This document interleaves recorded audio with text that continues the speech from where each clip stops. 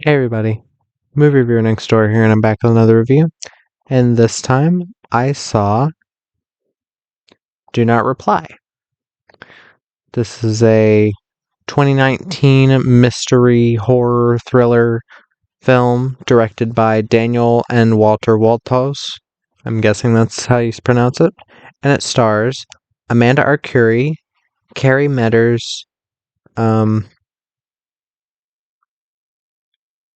Elise Luthman, Ashley Fuss, and Jackson Rathbone. In this film, Chelsea, a high school introvert, is abducted through a social media app and is forced to look like other girls Brad holds captive. Chelsea desperately attempts to persuade them to escape before they all become victims in his virtual reality filmed murders. So, what did I think of Do Not Reply? Well, this is a hard one because I really love the premise, and I think this premise could make an insanely intense movie. Like a movie where you could have a lot of really great moments for the actors to like show off their skills, uh like set pieces of tension, maybe even gore effects, which I'll get to that. There are things that you could do with this premise. I think it is of my belief that most every premise can be done well. Almost every. Most premises that you see in film that you're like, I like the premise, but the movie didn't work. It's not the premise's fault. It's how the film was made. And for this, I'd say it was kind of that. I love the premise, but a lot of the film just did not click for me. And overall, I can only really say meh for this one. I wouldn't recommend it right off the bat. I wouldn't recommend it, but I think this premise could be done again better. But let me get to the cast. Um, Also, I'm going to be talking spoilers, so in order to explain exactly what I think this film doesn't do all that well. Amanda Arcuri plays Chelsea. She's an introvert. She's trying to meet a guy online and basically gets kidnapped and held captive in this house with these other girls. I don't know this actress. Apparently, she has been in a Lifetime movie, and she was in Everyday, which is kind of a YA movie. I think it's based on a novel. Um, I think she was decent. I actually didn't mind her acting for the most part. Um, she has her moments where she, like, I think her worst moments are before being held captive, because when she's not being held captive, she's just kind of like disinterested in a lot of shit. And when she's in the scenes where she's being held captive, I think her acting is at her best. Um, Carrie Metters plays Megan, or uh, I guess I'll just say it. Another Sadie, because Jax or Brad, our main villain. Again, spoilers. Calls all of them Sadie, and I'll get to why. Carrie Metters plays Megan. She's been there a while. Um, she's fine. She's that's the thing. Other than Amanda Arcuri and Jackson Rathbone, all of the acting for the most part is just not good. And I hate to say that because I wish the acting was better. I hate saying bad things about acting and all that, but because it's fucking hard. But yeah, she's kind of there. Elise Luthman plays Heather. I think don't quote me on this. I think she's I think she's the first girl to get killed. I know, I already said spoilers. As Heather. She like becomes friends with Chelsea, but doesn't we don't really get a lot of time to learn about her. She's alright. Ashley Fuss plays Tina. I think she's the character that gets like stabbed in the leg or something, like she was pregnant or something. She's okay. Jackson Rathbone plays Brad, who is our main villain of this film. Jackson Rathbone I have not seen in anything. I know he's known for the Twilight films. I think he plays one of Edward's brothers. I haven't watched those movies. I think I saw the first one, maybe. He was also in S. Darko. Um, I think he played like the freaking the like nerdy guy that starts getting the like shit on his neck, the like boils and shit. But I think he did a pretty good job here. And I know a lot of people online say that all the acting is shit. I think aside from Amanda Arcuri and Jackson Rathbone, the acting is not great. But Jackson Rathbone, he knows how to play this character. He doesn't play it super over the top. He has his moments where he has outbursts. For the most part, he's just like kind of calm and collected. I like that. I like that type of villain. I'm okay with balls to the wall if it's done right. And I think he plays this character very creepily. There are many moments where I was like, okay, this is working. But here's the thing with this film. The premise. I want to get into the premise since I said spoilers, I'm getting into the premise. These girls have all been abducted at different times, and our villain basically, he's like calling all of them the same name, Sadie, and you keep getting flashbacks to him as in his foster home, where apparently he had a sister named Sadie, and she was always getting more attention than him and everything. And you start to think, oh, something is wrong with him. There's a reason why he's calling all these girls Sadie, and it's because he was attracted to her, his foster sister. Which, again, not his real sister, but whatever. Still weird. And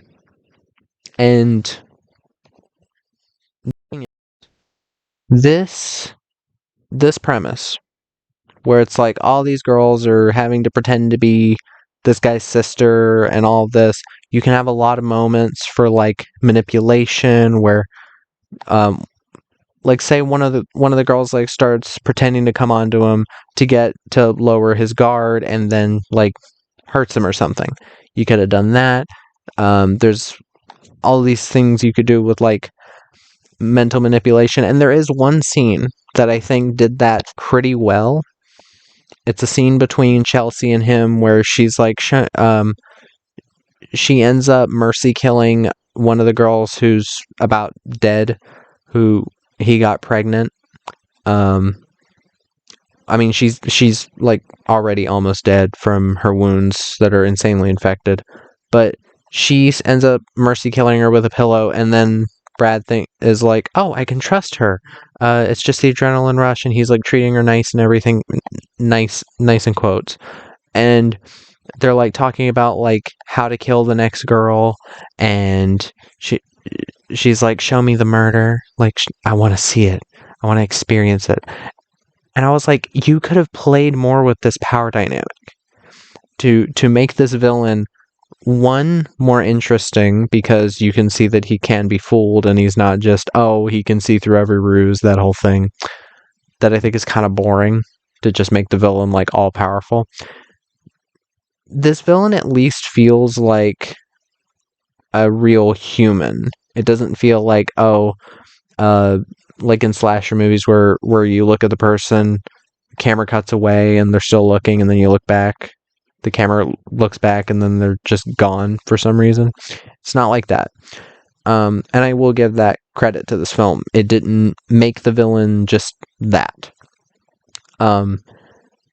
But you find out that all of these girls, he calls all of them Sadie, and then he ends up killing them with the VR headset on so he can experience himself killing Sadie because he never got to kill her. He killed his foster mom, who was a complete cunt and also the worst actor in the movie. That might have been why he killed her. And right when he's about to kill her with a shovel, she slits her own throat. You see this in a flashback near the end of the film. So the reason he's doing all of this is because he never got to kill her, and she killed herself. which I actually was like, okay, this would have been an interesting plot twist had the trailer not given it away. The trailer gives it away, and also the line that they say in the trailer isn't in the movie. There's a line in the trailer where it's a scene from near the end of the movie where it looks like he's about to kill our main character, and she says, "I'm not your sister, Sadie." And it's a really stilted line, and I'm glad it's not in in the fucking movie, kind of like that Madam Web line. Really unneeded, and the trailer was like really compelling actually, and getting me interested in the movie because I was like, oh, after seeing the trailer, I'm interested. This is an interesting story.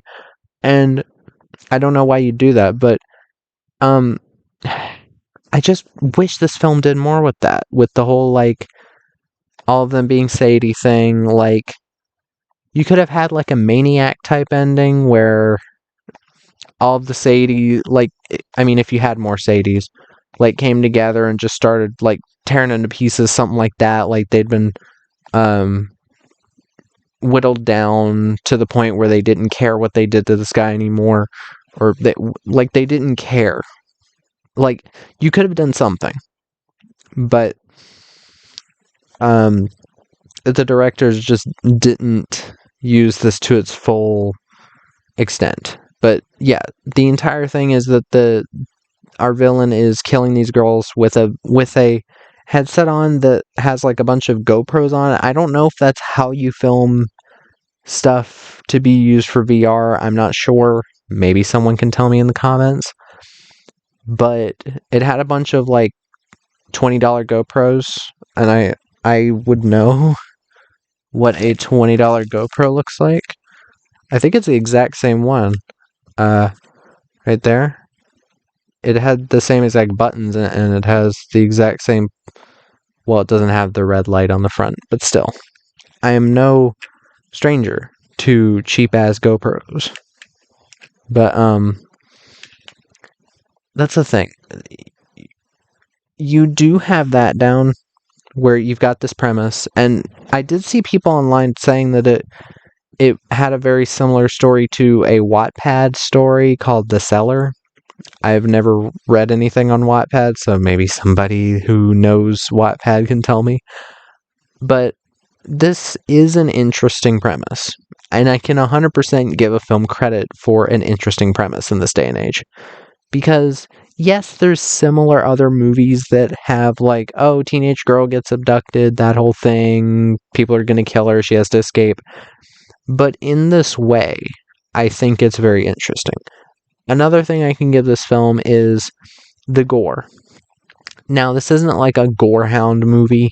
It doesn't have a shit ton of insane effects or anything. But what is here? There's like three gore effect shots where I'm like, wow, that's practical. This looks pretty good. There's the girl that gets stabbed near the beginning or near the first half.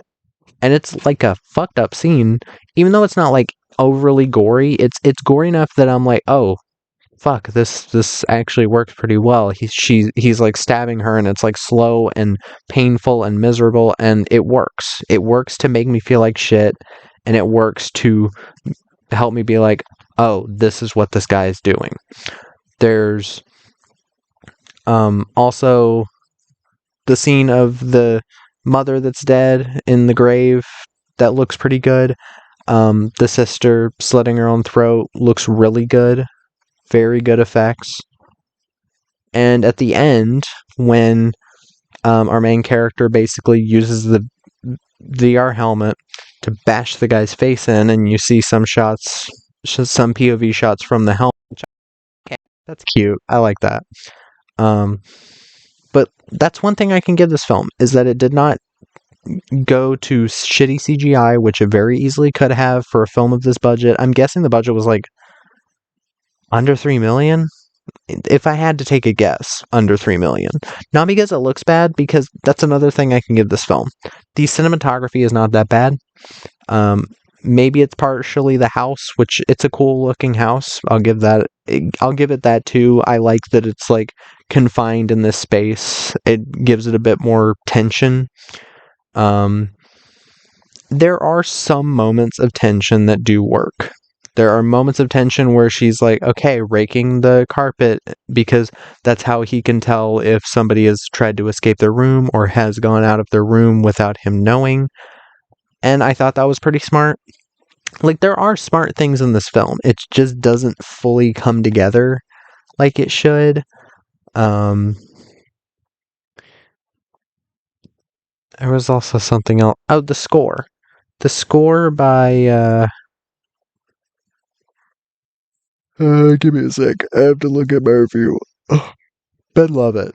The score by Ben Lovett was fine.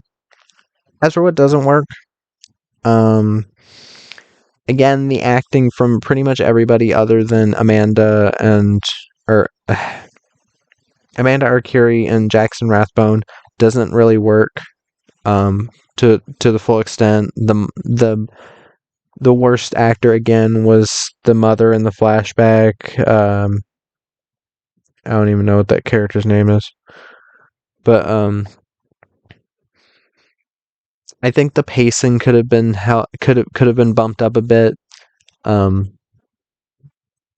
because it does take a little bit too long to get into the main plot. This isn't a long movie at all. It's an hour and like 38 minutes, and it takes like 30 minutes to get to the main plot. So I definitely think that could be beefed up a bit. Again, there are moments that were supposed to be tense that I wasn't really feeling the tension on.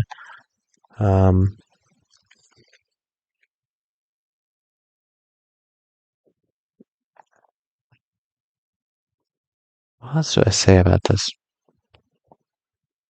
Like, again, I don't hate this movie.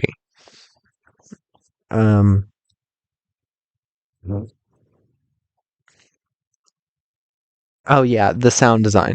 Now, while I did say the gore effects or kills and gore effects were well done, the sound design is not. It's very lacking. There's the bit at the end where she's bashing his head in with the VR helmet. It looks good. The gore and everything, the bruising and shit, and the cuts on his face look good. But the impact sounds are like, sorry if that blew out the mic, but you know what I mean. It sounds unnatural. The bit where he's stabbing the girl, again, an effective scene, but the sounds don't sound like a knife. It just sounds like it just didn't work for me. And I think if you're going to do a movie like this, you have to get the sound design right. And if you're going to have a movie like this that's so reliant on the actors, like a normal slasher movie doesn't really rely on the actors other than them having personalities and like making them like you don't want them to die. But in something like this that's kind of more of a psychological thriller in a way, you really need good acting. And again, it's good that our main actor isn't bad, but a lot of the other actors aren't that great, and it does really drag the film down.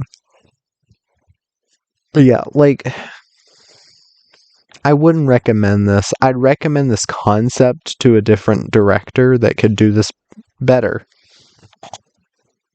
And I don't know if anybody else got this. This kind of feels like a Lifetime plot. A bit.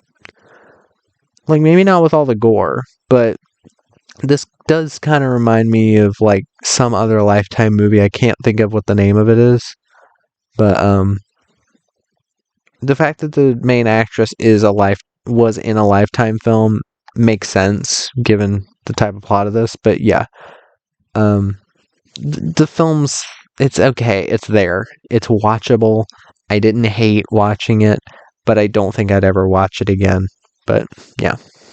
That was my review of Do Not Reply. If you've seen the film, let me know what your thoughts are in the comments down below. If you have any recommendations, put them down there as well. And move review next door.